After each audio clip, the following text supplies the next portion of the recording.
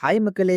50 வருடத்துக்கு முன்னாடியே நிலவுக்கு போன மனுஷன், அதுக்கப்புறம் ஏன் அந்த பக்கமே தல வச்சு படுக்கலன்னு என்னைக்காச்சும் யோசிச்சிருக்கீங்களா? ஆனா இப்போ நாசா ஒரு பயங்கரமான பிளானோட வராங்க.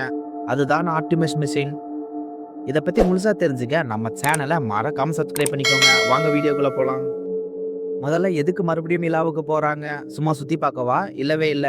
நிலவோட தென் துருவத்துல ஐஸ் கட்டிகள் நெறைய இருக்கிறத கண்டுபிடிச்சிருக்காங்க.